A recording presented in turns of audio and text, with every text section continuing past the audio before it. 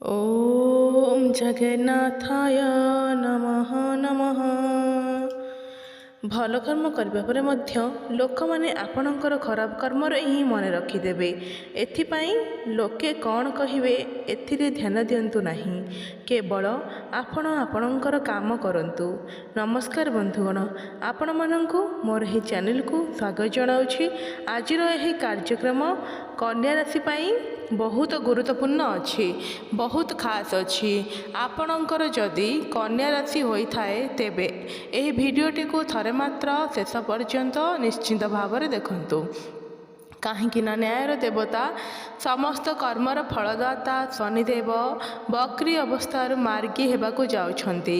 15 नवेम्बर को शनिदेव बक्री अवस्थार मार्गी हेबाकु जाउछंती एवं शनिदेवंकर मार्गी हेबा एहा आम राशि चक्र उपरे बहुत विशेष प्रभाव पकाई थाए। एबे एही समयर मार्गी चलन शनिंकर मार्गी चलन आपणक जीवन में कौन सब बड़ प्रभाव पकाइबाकु जाउअछि, आपणक जीवन में कौन सबु बड़ परिवर्तन हेबाकु जाउअछि। शनिंकर मार्गी चलन आपणक पई शुभ रहिबो ना अशुभ रहिबो, एही विषय रे आज वीडियो माध्यम विस्तार भाव में आलोचना करिबा एवं जानिबा आपणकर राशि रे शनिदेव केउं भाव में मार्गी हेबाकु जाउछंती एवं शनिंकर मार्गी दृष्टि आपणकर केउं केउं भाव उपर को पड़ुअछि।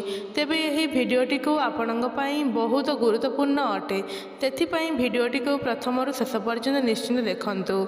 एहा पूर्वर जदि आपणकर भी कन्या राशि होइथाए एवं आपण भी ईश्वर को सच्चा हृदय रे भक्ति करुथांती, विश्वास करती, तेबे एही भिडियोटी को लाइक करी कमेंट बॉक्स रे जय शनिदेव जय हनुमान अवश्य लिखितु। बंधुगण, एही राशिफल आपणकर जन्म राशि चंद्र राशि उपर आधारित। बंधुगण, राशि चक्र षष्ठ राशि हेउछि कन्या राशि एवं शनिदेव आपणकर षष्ठ भाव में मार्गी हेबाकु जाउछंती एवं षष्ठ भाव रोग ऋण एवं शत्रुर भाव होइथाए। तो शनिदेव आपणकर षष्ठ भाव में मार्गी हेबाकु जाउछंती। आपणको एई सब क्षेत्र रे एबे मुक्ति मिलिबाकु जाउछि। आपण जदि काहाठारु करज करथिले ऋण नैथिले तो सेथिरु आपणको मुक्ति मिलिजिबो। काहेकि ना शनिदेव पूर्वर बक्री अवस्था थिले आपण निश्चिंत भाव में करजर माया जाल रे फसी जाइथिबे। लंबा समय धरी जदि आपणकर कौनसी रोग भल हेउ नथिला, रोग पई आपण चिंतित थिले, तेबे सेथिरे आपणको एबे मुक्ति मिलिबाकु जाउअछि। 15 नवेम्बर पर आपणकर स्वास्थ्य रे धीरे धीरे सुधार आसिबो। बंधुगण देखंतु, ताहा छोट करज हो कि बड़ करज हो, आपण जदि करजर पैसा को सुझिबारे सक्षम होई पार नथिले 15 नवेम्बर को शनिदेव जेबे मार्गी हेबे तो आपण करज को सुझिबारे सक्षम होई पारंती, किंबा आपणको करज सुझिबारे कोनोसी ना कोनोसी रास्ता निश्चित भाव में मिल जिवो। एहा छड़ा जदि आपणकर कौन शत्रु अच्छा किंबा कौन व्यक्ति आपण को हैरान रे पकेबाकु चेष्टा करिसेंती तो 15 नवेम्बर पर आपणकर शत्रु मानकर विनाश हेबो। शत्रु माने आपणकर किछि भी क्षति करि परिबे नहीं एवं षष्ठ भाव कोर्ट कचेरी रे भाव मध्य होइथाए, तो सेथिरु आपणको मुक्ति मिल जिवो। जदि आपणकर कोर्ट कचेरी रे किछि मामला चालुथिला तो 15 नवेम्बर पर सेही मामला आपणकर सपक्ष रे जाई पारे। कोर्ट कचेरी रु आपणको मुक्ति मिल जाइपरे। जो मानकर गोड़ बिंधा भली समस्या थिला, जॉइंट पेन भली समस्या थिला, दांत जनित किछि समस्या थिला, किंबा पाकस्थली रे किछि समस्या थिला, पेट जनित समस्या थिला, तो 15 नवेम्बर को जेबे शनिदेव मार्गी हेबे तो से समस्त रोगरू आपणको मुक्ति मिल जिवो। तो मोटामोटी देखा गले 15 नवेम्बर पर आपणको करज शत्रु रोग एवं कोर्ट कचेरी मामलू आपण को मुक्ति मिल जिवो। वर्तमान कथा हेबा शनिंकर दृष्टि विषय रे। बंधुगण, मार्गी शनिंकर दृष्टि आपणकर अष्टम भाव उपर रही, आपणकर द्वादश भाव उपर पड़ुअछि एवं आपणकर तृतीय भाव उपर पड़ुअछि। अष्टम भाव को शनिदेव देखिबार माने होछि एही समय रे आपण कौनसी गुप्त ज्ञान अध्ययन करिपारंती, कौनसी क्षेत्र रे आपण बिग नॉलेज गेन करिपारंती। रिसर्च क्षेत्र पई शनिंकर एही दृष्टि बहुत शुभ अटे। जो माने साइंटिस्ट अछंती किंबा କୌଣସି କ୍ଷେତ୍ରରେ ରିସର୍ଚ୍ଚ କରୁଛନ୍ତି ତ ସେମାନଙ୍କ ପାଇଁ ଏହି ସମୟ ଅତ୍ୟନ୍ତ ଶୁଭ ଅଟେ।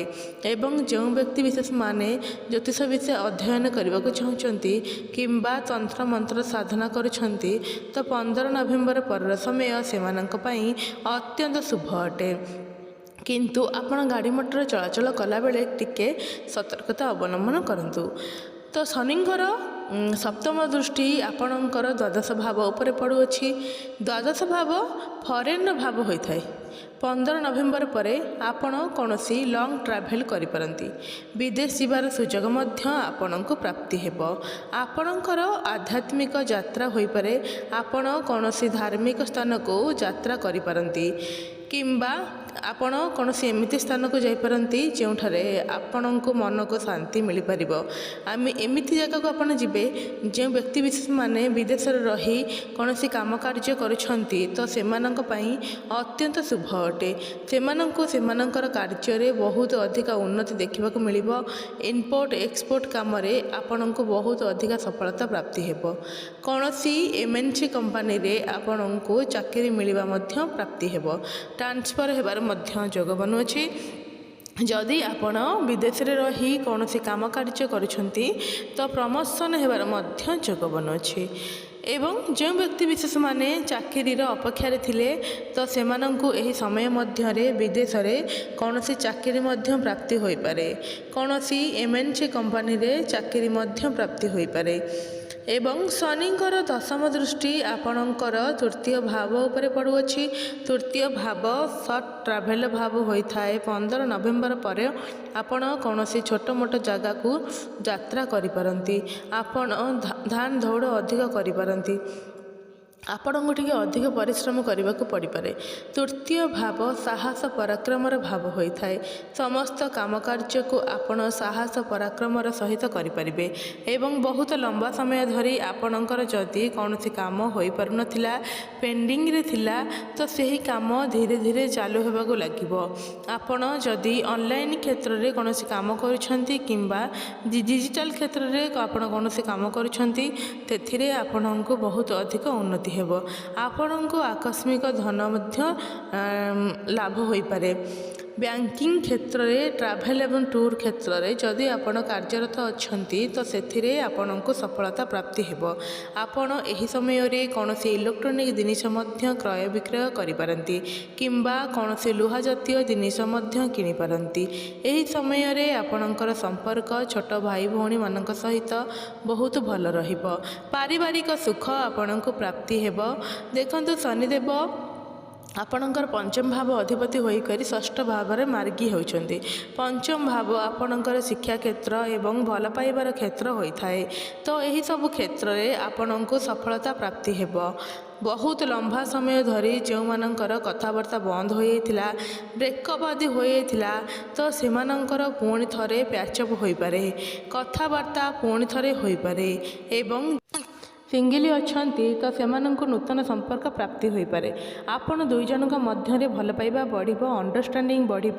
ଆପଣଙ୍କର ଭଲ ପାଇବା ବିବାହର ରୂପ ମଧ୍ୟ ନେଇପାରେ। ତ ପ୍ରେମ ଜୀବନ ପାଇଁ ଶନିଙ୍କର ଏହି ମାର୍ଗୀ ଚଳନ ଅତ୍ୟନ୍ତ ଶୁଭ ଅଟେ। ଶିକ୍ଷା କ୍ଷେତ୍ରରେ ମଧ୍ୟ ଆପଣ ବହୁତ ଅଧିକ ସଫଳତା ପ୍ରାପ୍ତି କରିବେ। 15 ନଭେମ୍ବର ପରେ ଯଦି ଆପଣଙ୍କର କିଛି ଏକ୍ଜାମ୍ ଅଛି କିମ୍ବା ଆପଣ କୌଣସି ଫର୍ମ ଫିଲ୍ଅପ୍ କରିବାକୁ ଚାହୁଁଛନ୍ତି, ପାଠ ପଢ଼ିବାକୁ ନେଇକି କୌଣସି ବଡ଼ ଡିସିସନ୍ ନେବାକୁ ଚାହୁଁଛନ୍ତି କିମ୍ବା କୌଣସି ନୂତନ ସ୍ଥାନରେ ଆଡ଼ମିସନ୍ ନେବାକୁ ଚାହୁଁଛନ୍ତି ତ ସମୟ ଆପଣଙ୍କ ପାଇଁ ଅତ୍ୟନ୍ତ ଶୁଭ ଅଟେ। ଏହି ସମୟରେ ଭାଗ୍ୟ ଆପଣଙ୍କର ପୂର୍ଣ୍ଣ ମାତ୍ରାରେ ସାଥ ଦେବ। ଭାଗ୍ୟ ବଳରେ ଆପଣ କୌଣସି ଯାନବାହନ, ଭୂମି, ଜମିଜମା, ପ୍ରପର୍ଟି ଇତ୍ୟାଦି କ୍ରୟ ବିକ୍ରୟ କରିପାରନ୍ତି। ମାଆଙ୍କର ସ୍ୱାସ୍ଥ୍ୟରେ ମଧ୍ୟ ସୁଧାର ଆସିବ। ପିତାଙ୍କ ସହିତ ଆପଣଙ୍କର ସମ୍ପର୍କ ବହୁତ ଭଲ ରହିବ। ସେୟାର ମାର୍କେଟ, ଷ୍ଟକ୍ ମାର୍କେଟ ଏବଂ ଟ୍ରେଡିଂରେ କାମ କରୁଥିବା ଲୋକମାନଙ୍କୁ ବହୁତ ଅଧିକ ସଫଳତା ପ୍ରାପ୍ତି ହେବ। ଏବେ ଜାଣିବା କିଛି ଉପାୟ ବିଷୟରେ, ଯାହାଦ୍ୱାରା ଶନିଙ୍କର ଯାହା ବି କିଛି ଖରାପ ପ୍ରଭାବ ରହୁଅଛି ତାହା ଦୂର ହୋଇପାରିବ।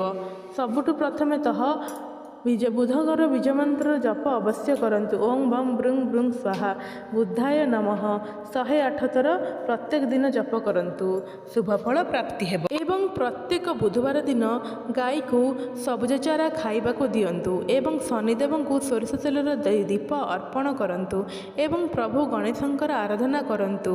ପ୍ରତ୍ୟେକ ସନ୍ଧ୍ୟାରେ ହନୁମାନ ଚାଳିସାର ପାଠ କରନ୍ତୁ, ଶୁଭ ଫଳ ପ୍ରାପ୍ତି ହେବ।